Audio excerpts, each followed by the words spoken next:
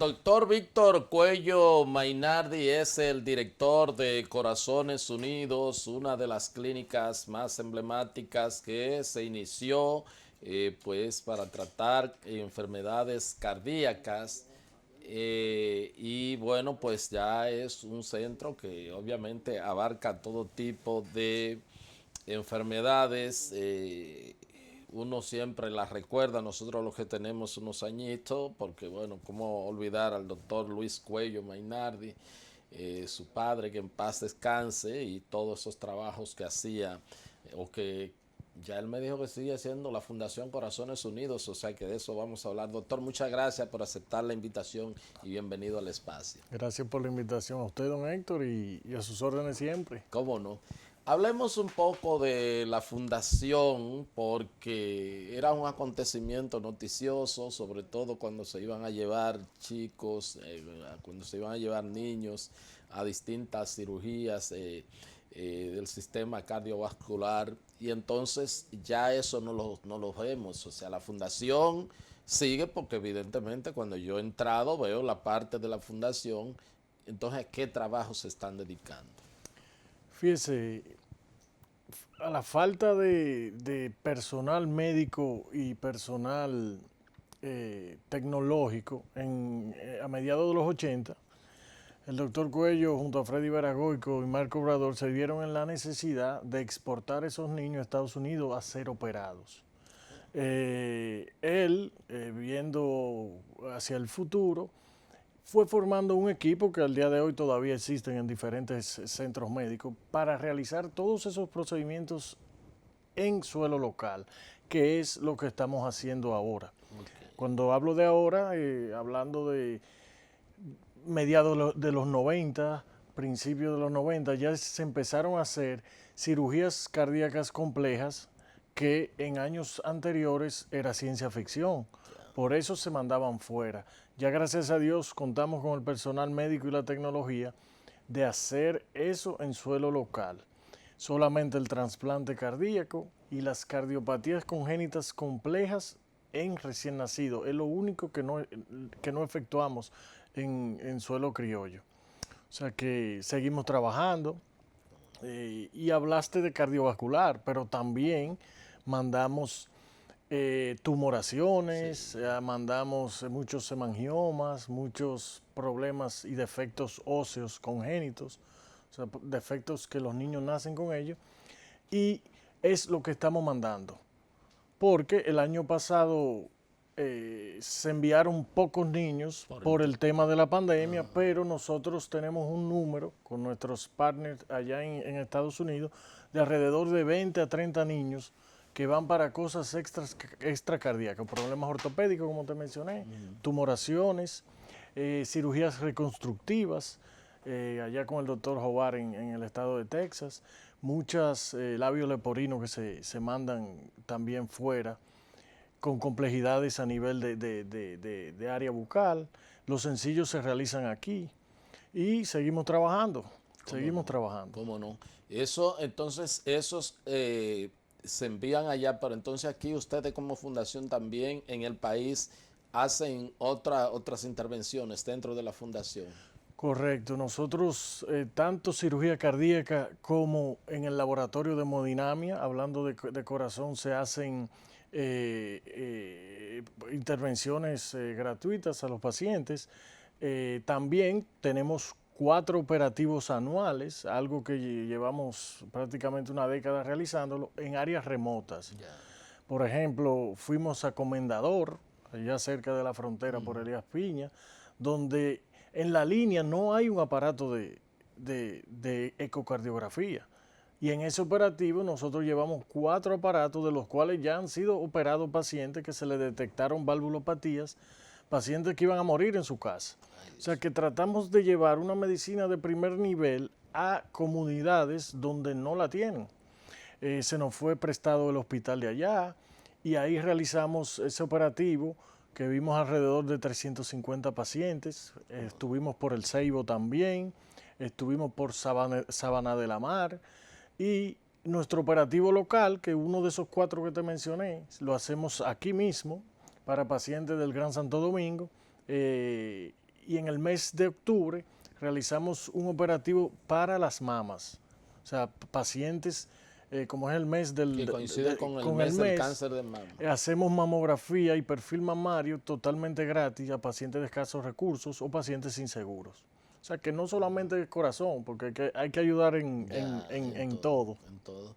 Pero lo que veo es contrario a antes, cuando su padre vivía, pues generalmente se conocían todas esas actividades y quizás ustedes como que lo hacen como dicen los jóvenes ahora, en low profile, en bajo perfil, y por eso quizás uno no se da cuenta de tan importantes actividades que siguen haciendo. Sí, pero también hay un tema de la prensa. Los periódicos y su ámbito no era lo mismo en los 80 que Sí, ahora. Ahora eso se maneja de otra manera.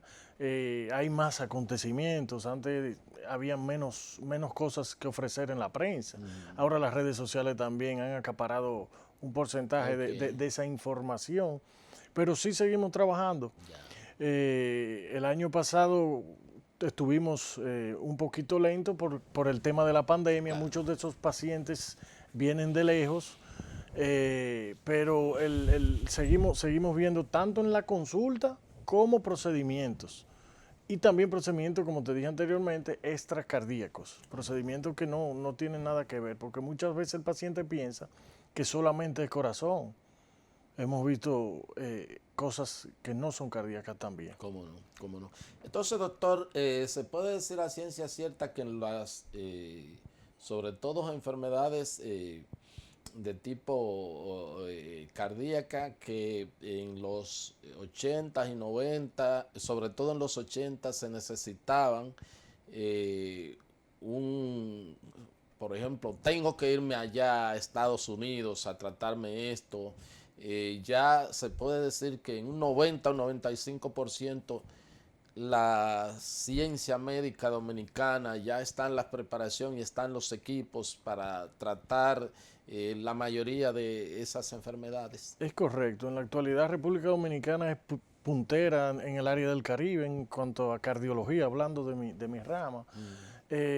Ahora bien, como mi padre decía, si usted quiere jugar en el Yankee Stadium, coja su avión y váyase. En esa época la medicina era totalmente privada. Ahora gozamos de los seguros, que antes no lo teníamos. Y en cardiología, el que se va del país es porque quiere. Nosotros estamos haciendo prácticamente todos los procedimientos a nivel de primer mundo, a excepción del trasplante cardíaco, que se efectuaron 2 trasplantes cardíacos, pero no contamos con un programa eh, duradero, un programa de trasplante no lo tenemos, como lo tiene España, por ejemplo, como lo tiene Estados Unidos. Pero sacando esas dos cosas que mencioné anteriormente, el trasplante y las cardiopatías congénitas complejas en recién nacidos, porque se operan niños, pero no acabados de nacer, aquí en República Dominicana se puede realizar todo a un nivel de países avanzados. Cuando usted dice de trasplantes cardíacos, está hablando de, por ejemplo, de un trasplante de corazón, De ¿verdad que sí? corazón, correcto. Y usted dice que aquí se han hecho, aunque no se ha dado esa consistencia, pero el recurso humano lo tenemos Claro aquí. que sí, claro que sí. Tengo entendido que uno de los dos trasplantados todavía está vivo. Es algo extremadamente costoso, es algo que el gobierno tiene Obligado. que ayudar obligatoriamente. Ninguna institución puede por sí sola. Pero fuera algo interesante que contáramos en nuestro país con un programa de trasplante de cardíaco, porque ese paciente que entra en fallo cardíaco ya terminal, vamos a decir, esa es su única solución de por lo menos prolongar su vida una década o quizás un lustro. ¿Cómo no? ¿Cómo no?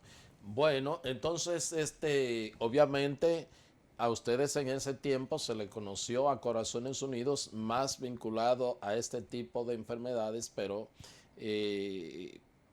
o sea, ustedes cubren todas las áreas de la medicina en sentido general, Es, ahora, en la actualidad, ¿verdad? es correcto, pero el porcentaje mayor se califica sobre todo en afecciones cardíacas. ahí es que nos enfocamos más, pero como te dije anteriormente, también hacemos operativos para la mujer. Esos pocos que ya mandamos fuera tienen otro tipo de anomalía, cirugías reconstructivas, malformaciones óseas, porque lo cardíaco ya lo podemos hacer aquí en suelo dominicano, a diferencia de los años 80, que teníamos el doctor Cuello junto a Freddy Veragoico tenían que alquilar un avión Así es. y llenarlo de niños, y muchas veces esos niños dormían en mi casa y venían hablando inglés, en lo que los padres venían de los campos. Wow. Y muchos de esos niños inclusive tenían múltiples cirugías, porque a veces tú operas y después que el niño tiene cierta edad tienes que volverlo a reoperar, y muchos de esos niños fueron hasta 3 y 4 veces a los Estados Unidos. O sea que, como Es te un dije programa anteriormente, bastante hermoso, es muy, hermoso. Tenemos muy. muchos partners allá, muchos colaboradores como Healing the Children. Tenemos también con Amway, tenemos un programa muy, muy, muy bonito, al igual que con el Instituto del Dr. Jobar en el estado de Texas. Y seguiremos sumando. Y como usted lo dijo, calladito nos vemos más bonitos. Pero también es por tema de cómo ya la prensa y la publicidad se maneja, que no era como en tiempos anteriores. ¿Cómo no? ¿Cómo no? No, y hay que decirlo, obviamente. Bueno, estaba don Freddy Veragoy con el paz Correcto, en descanse, paz descanse. ícono, la referencia al personaje. Yo digo que el personaje más completo de la comunicación que ha dado la República Sin Dominicana hasta lugar a ahora ha duda. sido don Freddy Veragoico. Y bueno, con esa influencia que tenía, pero también su padre era muy comunicativo, porque yo me recuerdo que al margen de eso, yo ya siendo reportero, yo siempre iba a preguntarle, obviamente, de temas de salud y de todo y consejos, y era una persona bastante abierto con la prensa y siempre sacaba el tiempo para darnos las declaraciones. O sea, era una persona de mucha cercanía con los medios de comunicación en ese tiempo. Bueno, entonces me imagino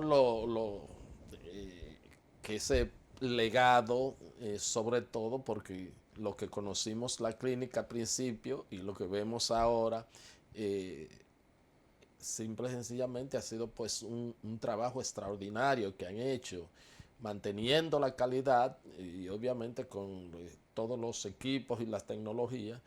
Y bueno, y el personal que se va ampliando es prácticamente pues un hospital, se puede decir, de tercer o cuarto nivel que tienen ya en sentido general. Sí, sí, hemos crecido, pasamos de 5 habitaciones a 60 camas, o sea, fue un crecimiento horizontal, como yo siempre digo, pero pronto vendremos vertical. Ya. Vamos a seguir creciendo, estamos ahora haciendo trabajos en el área de quirófano, poniendo los quirófanos, modernizándolos con los últimos estándares de las organizaciones que rigen esas estructuras de hospitales, como el Joint Commission, y por ahí vienen también equipos de diagnóstico de punta y un sinnúmero de cambios que poco a poco vamos a realizar luego de sufrir tanto en esta pandemia del COVID-19. Donde ustedes obviamente jugaron un papel determinante porque tuvieron que habilitar, fueron de los primeros centros privados que habilitaron toda un área para el tratamiento del COVID, ¿verdad? Que sí, una situación un Así fue. poco difícil porque casi las emergencias de allá para ustedes son verdaderas emergencias. Digo, todas las emergencias son igual, pero bueno, generalmente una gente siente un fuerte dolor de cabeza o de pecho o de un brazo, no hay que sé yo cuánto, y entonces coge para allá, haya o no haya el tema este de la pandemia. ¿Cómo pudieron segmentar y segregar y pues hacer los trabajos al mismo tiempo de pues enfrentar la COVID y además mantener abiertas las otras, las funciones normales de ustedes? Eso fue una labor titánica y me gusta mucho esa pregunta porque es inhumano cerrarle la puerta al COVID. Habilitamos un área con personal sobre todo las enfermeras, con personal que en vez de hacer 6 horas, hacían 12 horas por el tema del aparataje de vestimenta de esa área que estaba totalmente cerrada. Y recibimos bastante COVID, como todos los centros que se abrieron a esta pandemia, y teníamos un área de cuidado intensivo también para esos pacientes que llegaban prácticamente desaturando, con neumonías severas, y lo que hicimos fue que las cirugías electivas las suspendimos por casi un año, o sea, solamente operábamos emergencia, porque las enfermedades coronarias o cardíacas, que son las más frecuentes en el mundo entero, seguían con todo y la pandemia. Entonces, solamente operamos emergencias, solamente actuábamos en caso de emergencia, porque había mucha contaminación, el mismo personal médico tenía miedo, tuvimos una ausencia laboral terrible del departamento de enfermería. Hubo una época que tuvimos un 70% de bajas. Cuando digo de bajas, no de muerte, sino Sí. que estaban en sus casas contaminadas. O sea, imagínense el trabajo de un equipo de 10 personas que lo realicen 3. Y me voy más allá, la ausencia laboral médica también. Me recuerdo... Porque hay médicos que también tienen Correcto, me comorbilidades. recuerdo una vez que una de nuestras neumólogas e infectólogas cayeron con COVID. Bueno, Médicos internistas y hasta cardiólogos tuvimos que relevarlas y atender sus pacientes de COVID porque ellas estaban con COVID en su casa. Aquí Fue algo realmente... yo he entrevistado en este espacio, en esa silla que usted tiene, que usted está varias veces, a la doctora Soler, que verdad que hizo un gran trabajo, no solamente en tema de atender a pacientes, sino como pues en los medios de comunicación también servía como orientadora, y ella me dijo que fue de la primera que cayó. La doctora Soler, y si mal no recuerdo, repitió. Creo Sí, que le dio 2 veces. sí. La primera vez fue un poquito más dura, pero ella en aquella época también, al conocer poco, Sí. los pacientes hasta que no dieran negativo no salían. Así es. Entonces duraban hasta un mes, 21 días, fuera de Bueno, un trabajo, bueno, cosa que ahora no Nos existe. recordamos del italiano, el pobre, que El duró, pobre casi, italiano. duró casi 3 meses aislado, cuando Que fue ya los médicos después descubrieron que a partir de los 5 días de una positividad ya es muy difícil, o sea, que a la semana que ya la gente pueda, el virus pueda infectar. Así es, pero fue así en cuanto al COVID-19. Nunca nos cerramos al COVID. Siempre, tanto los pacientes moderados como los pacientes severos fueron tratados. Sí, a veces estábamos llenos.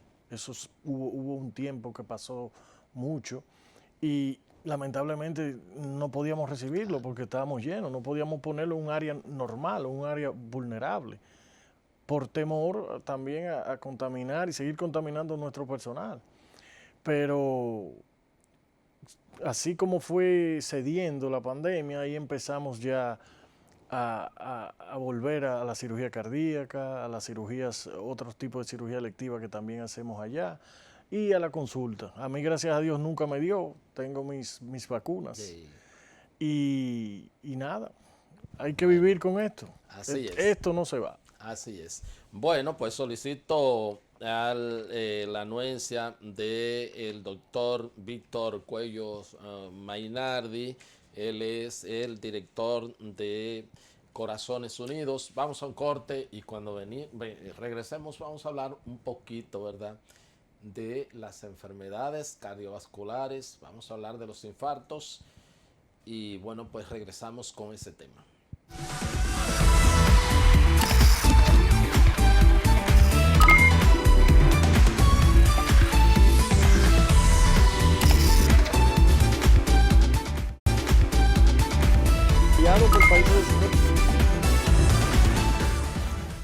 Continuamos con esta entrevista con el doctor Víctor Cuello Mainardi. Él es el director de Corazones Unidos. Doctor, a cada rato personalidades, ¿verdad?, de mucha renombranza, pues nos recibimos las noticias. Ay, caramba, fulano murió de un infarto, es lo que se dice. Obviamente cuántas cosas no estarán pasando diariamente con personas que no tienen algún tipo de presencia mediática, quiero decir. ¿Cómo estamos eso con las enfermedades y las muertes y cuál es la prevalencia y qué lugar ocupa las enfermedades, las muertes por enfermedades cardíacas, por infarto, por ACV, por todo eso? ¿Cómo vamos? Cuando hablamos de enfermedad vascular o cardiovascular, estamos hablando de la primera causa de muerte en el mundo. Estamos hablando de las 3 primeras causas de muerte. 2 tienen que ver con problemas vasculares. La primera es el infarto agudo del miocardio o el síndrome coronario agudo. Y la tercera es los accidentes vasculocerebrales o derrame cerebral, como comúnmente las personas lo conocen. Entonces, en estadísticas, el 30 al 50% de la población mundial sufre de hipertensión. Con las guías nuevas, eso aumentó.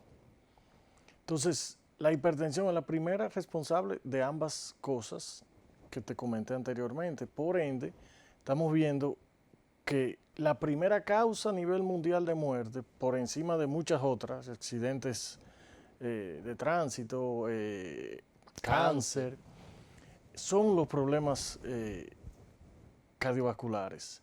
En nuestro país se hizo un estudio donde dice que el 35% de la población dominicana sufre de hipertensión. Eso te quiere decir lo que el mundo entero sabía, porque eso es el número a nivel mundial, en países desarrollados, al igual que en países subdesarrollados. Hay una variante mínima, pero existe.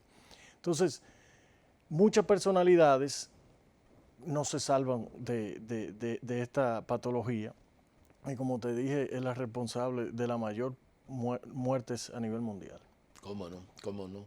Y aquí esa prevalencia, pues, no sé, como paradójicamente a medida en que las condiciones socioeconómicas van mejorando, se puede decir, entonces como que la prevalencia también, porque no sé si tiene alguna relación directamente proporcional con los alimentos, con el nivel de vida y con todo eso, o sea, o será porque uno tiene ahora mucho mayor manera de darse cuenta de sobre todo de estas muertes. ¿Qué ustedes sienten? ¿Cómo se va comportando la sociedad dominicana en ese sentido? Es una pregunta interesante porque las personas de un estrato económico y de estudios un poquito elevada tienen mejor acceso a una medicina de mayor calidad, al igual que a medicamentos de mayor calidad.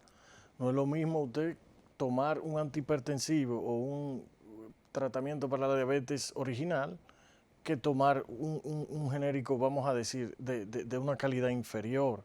Al igual que no es lo mismo si usted puede darse el lujo de ir a su especialista periódicamente a que usted viva en un batey, por ejemplo, y no vaya al médico, tenga cefalea, por ejemplo, dolor de cabeza y se tome una aspirina, no busque la causa de esa cefalea.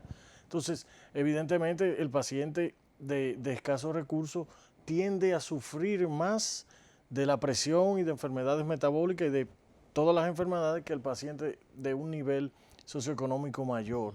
No es por cuestión de la persona, es por cuestión de acceso a una medicina de calidad y a un seguimiento de calidad. Porque eso es otra cosa, doctor. Yo tengo 21 años medicándome para la hipertensión y yo me tomo, esos 21 años es el mismo medicamento, una lodipina de 5 miligramos, pero yo a veces cuando voy y me chequeo con ustedes y la presión está normal, entonces yo digo, bueno, pero debo pararla. Y dicen ustedes, no, no puede pararla, tiene que continuarla porque eso es lo que te tiene así controlado. Recuerde que son enfermedades crónicas, son enfermedades que no se curan. Sí, Al ser enfermedades crónicas, lamentablemente, el tratamiento es de por vida.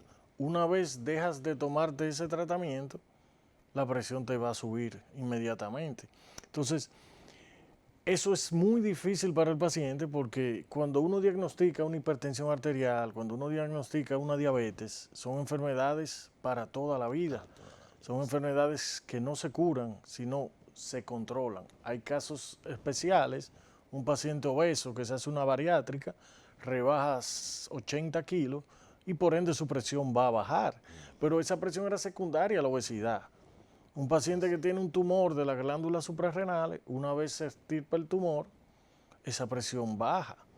Un paciente que tiene una estenosis en las arterias del riñón, se dilatan esas arterias y la presión baja. Eso que le he comentado es la minoría. La mayoría de los pacientes hipertensos, hablamos de un 90%, son hipertensos esenciales o primarios. Es prácticamente lo mismo. Y estos pacientes es de por vida.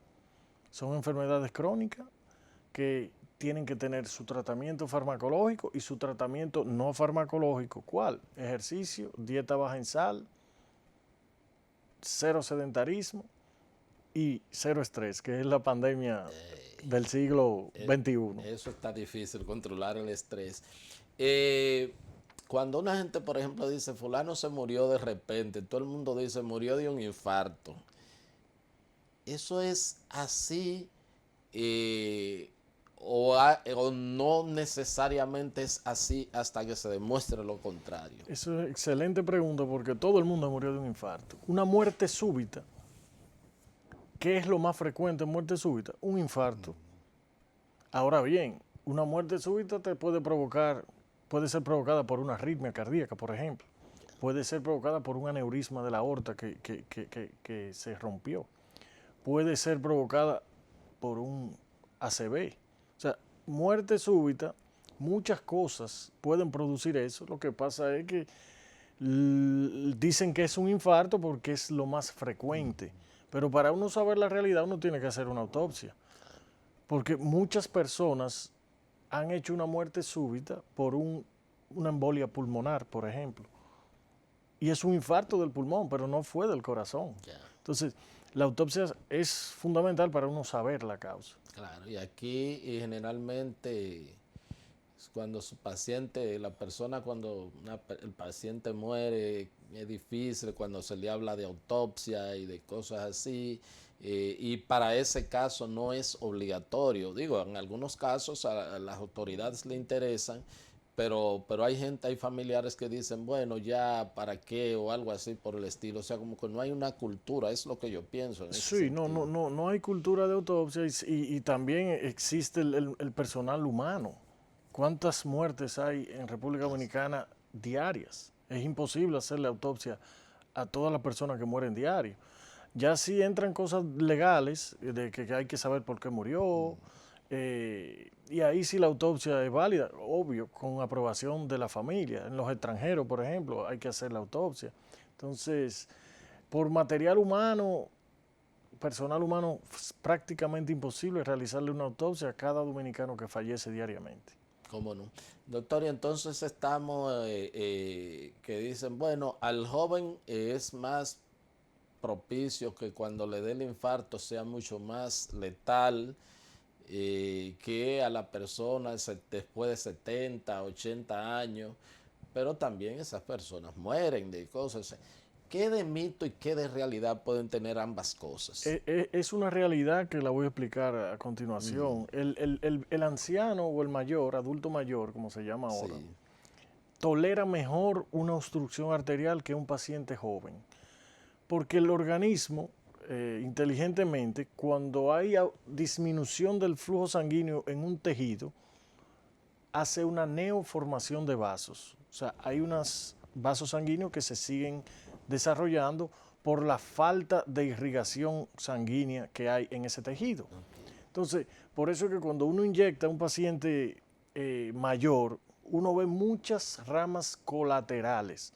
Esos son neoformación de vasos de todo el tiempo que ese tejido viene sufriendo, pero eso no es de un día para otro, eso es con el tiempo, cosa que nosotros los jóvenes no tenemos. O sea, a un joven se le tapa un vaso y no cuenta con ese apoyo de esos vasos nuevos, no lo tiene. Entonces, por eso es que el joven, como usted bien lo dijo, tolera menos la oclusión de un vaso en cualquier tejido, porque no cuenta con ese apoyo de la sabia naturaleza que viene creando ramas colaterales para llevarle sangre a ese tejido que no le está llegando la suficiente sangre.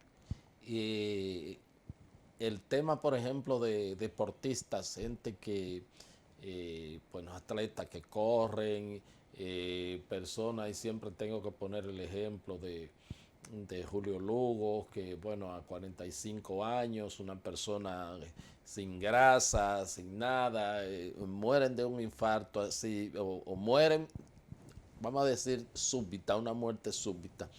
¿Qué puede pasar ahí en esos casos? Deportistas de alto nivel han tenido problemas en la cancha, en la pista de atletismo. Ahí entran muchos factores de riesgo. El primero es, muchos de esos deportistas están dopados, son sustancias que alteran el corazón. No hablo de Julio Lugo, sino No, hablo no, claro. No, y de hecho, otras, sí. de otros atletas que están activos, porque ya él estaba retirado. Bueno, le Entonces, cayeron atrás a eso, al caso, por ejemplo, en las grandes ligas y los deportes, fue ante la alarma que la comunidad médica, sobre todo en Estados Unidos, estaba viendo, inclusive de jóvenes, y bueno, le pasó eso a las autoridades investigativas, y cuando ya el FBI, la Fiscalía de Estados Unidos comienza a investigar, le dicen a la Major League, ustedes o ponen control o nosotros vamos a entrar, eso es así. porque estaban cayendo como pollo muchos jóvenes, inclusive jóvenes de aquí, dominicanos, por ese asunto que usted dice, del dopaje y todo eso. Muchos de estos jóvenes atletas tienen problemas del ritmo, nacen con problemas en los canales de iones del corazón, por ejemplo, una de las patologías, el síndrome de Brugada, hacen fibrilación ventricular y hacen muerte súbita. Tenemos también la displasia ritmogénica del ventrículo derecho. Son diagnósticos muy finos que pacientes o atletas de alto nivel llegan al nivel, a las grandes ligas o al atletismo o a lo que sea, o al fútbol, y padecen de esas patologías sin saberlo. Porque, por ejemplo, la displasia ritmogénica del ventrículo derecho, que son depósitos de grasa a nivel del miocito, es un diagnóstico muy fino, es un diagnóstico que es electrocardiográfico en pocos casos y de un operador muy experto. Entonces, muchos de estos muchachos llegan y hacen una arritmia y hacen una muerte súbita. No porque hicieron un infarto, sino porque tenían una patología eléctrica en su corazón que al ejercicio le provocó esa fibrilación ventricular y se quedan en el campo de fútbol. Eso es muy frecuente. Así es.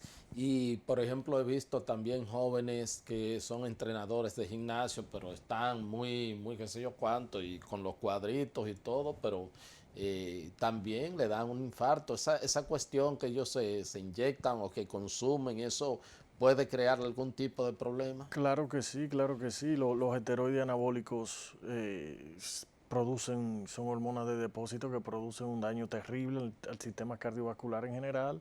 Son sustancias que inhiben y muchas aumentan hormonas naturales de nosotros y tienen un rol fundamental en el manejo y en la regulación del endotelio. Que el endotelio es la parte interna del vaso sanguíneo que ya se habla que es un órgano. El endotelio con estas sustancias esteroideas aumentan la glicemia también. Entonces es un sinnúmero de factores que alteran el sistema completo, no solamente el cardiovascular, sino a nivel de páncreas, a nivel de hormonas femeninas y masculinas. Y sin lugar a dudas tiene un rol, un papel fundamental en el mal, como te digo, en el mal funcionamiento del aparato cardiovascular. Cómo no, de manera que cuando usted lo ve así, bien formado y con cuadrito y con esos brazos y toda esa cuestión, y generalmente pueden ser en términos de salud una bomba de tiempo. Son una bomba de tiempo, además de que eso no se le sale de su sistema inmediatamente, eso dura un tiempo. Entonces, por eso es que esos atletas de fisiculturismo, si se puede llamar atleta, eh, duran tanto tiempo y hacen ciclos, porque no pueden hacerse eso, no pueden inyectarse eso constantemente, es por ciclo, porque es tan dañino que no lo pueden hacer como como usted se toma sonlodipina diario, no lo pueden hacer. Y exhorto a la población que trate de hacer ejercicio naturalmente, claro, una batida de proteína no tiene nada que no te va a hacer daño, algunos aminoácidos son muy buenos, pero los anabólicos debieran suprimirlo. Debieran ser prohibidos. Debieran ser prohibidos. ¿Cómo no? Y eso se vende al granel en todos los sitios y realmente quizás estamos creando una condición potencial de salud muy letal para sobre No, todo los a la oficina llegan muchos pacientes de ya 40 años que en su edad temprana de 20, 25 años tenían, practicaban el deporte del fisiculturismo y tienen problemas de presión arterial, tienen problemas a nivel metabólico y tienen problemas a nivel también de la hormona sexual masculina. Tienen, los testículos disminuyen de tamaño, cuando uno le realiza la testosterona está por el suelo. O sea, es un daño que es prácticamente permanente en el paciente y tiene un impacto en la salud pública significativo. ¿Cómo no? Bueno, entonces lo mejor sería que se prohibieran esos esteroides. Fuera lo ideal. Fuera lo ideal. Bueno, doctor, el tiempo ya se está terminando. Creo que hemos tomado más de lo que se teníamos planeado. Pero mire, el gobierno recientemente pues habilitó unos fondos, hay unos 2.000 millones de pesos para ir en auxilio de centros médicos a una tasa preferencial y todo esto. ¿Cómo usted ve esa iniciativa? Aunque alguna gente dijeron sí, pero bueno, también que no me reboten los pacientes cuando llegan a una sala de emergencia. Ahora mismo un caso se está ventilando en Higüey y que además sea mucho más consecuente al recibir los seguros, porque no todos reciben los seguros. ¿Tiene algún comentario ustedes? Apoyo 100% la acción del presidente Abinader facilitando esos fondos a las clínicas privadas, porque por algo hay que empezar. Una vez se le facilite eso, podremos tener, que sería mi sueño y el de muchos colegas míos, una medicina abierta. ¿Qué quiere decir una medicina abierta? Una medicina que todos puedan elegir dónde ir. Y esto es un primer paso, porque una vez él ayude a las clínicas privadas, ya las clínicas privadas nos vamos a tener que abrir a todo tipo de seguro, como debe de ser. Yo tengo pacientes que no me pueden ver, yo lo veo por la fundación. Tengo pacientes que no se pueden hacer procedimientos en la clínica, lo veo por la fundación. Pero eso pasa en Corazones Unidos, pero en el país eso no es así. Hay pacientes que por su seguro no se pueden operar en tal clínica. Y esto es una manera de empezar a globalizar la atención médica como debe de ser. Así que respondiendo a la pregunta, 100% de acuerdo con esa moción que ha tenido y eso es lo que va a abrir la puerta, pienso yo, a tener esa medicina globalizada. ¿Cómo no? Y el tema finalmente de los pacientes que se rebotan llega, por ejemplo, se habla de a las 2, 3 de la madrugada y bueno, llega con una situación crítica y si no hay un depósito, sobre todo efectivo, pues sencillamente se le rebota y se le dice váyase. Ha habido muchas críticas en ese sentido. Creo que ahora se habla de un jovencito de 16 años que murió en Higüey, que aparentemente se le forzó a su padre a que buscara unos recursos. ¿Por qué las clínicas se cubren o por qué llegan a ese nivel? Todo va a depender de la gravedad, porque no es lo mismo llegar con un dolorcito de cabeza o con vómitos que llegar con un infarto agudo del miocardio. En un infarto agudo del miocardio es inhumano uno pedir un depósito, porque en el mismo corre de la rapidez para destapar esa arteria, uno no puede estar pensando en eso. Ahora bien, a nivel administrativo, el depósito es una manera de cubrirse de muchos pacientes que después que entran como privados, hablo de pacientes, para poner un ejemplo claro, pacientes que entran como privados después dicen que no tienen dinero. Y hay una cuenta, por ejemplo, de $1.000.000 y ese paciente no tiene dinero. Entonces, en cuanto al depósito, siempre va a depender de cómo llegue el paciente y hacerlo con sutileza, porque hay sitios que antes de entrar ya te están cobrando. Entonces, es cuestión de diversificar y cómo pedir ese depósito. Pero administrativamente, porque con todo es un negocio, Claro. eso no hay que esconderlo, ellos tienen que poner un depósito. Ahora, alguien que llega con 2 heridas de arma blanca O de armas de fuego. o de arma de fuego, O usted un no infarto, puede, un ACV. un ACV, usted no puede decirle a familiar, deposite tanto antes de. Entonces, ahí quizás fue que tuvieron el percance en ese centro que usted comenta, pero parte de lo que hablábamos anteriormente también, ese paso va a abrir más la atención médica sin importar el seguro. Y ojalá eso sea pronto. ¿Cómo no? Que puedan cubrir, que todos los seguros puedan ser aceptados. Puedan ser aceptados. ¿Cómo no? Bueno, le agradezco, doctor. Muchísimas gracias. Siempre a la orden. Gracias a ustedes por haber estado con nosotros y será pues hasta otra entrega de su programa de Agenda. Hasta entonces.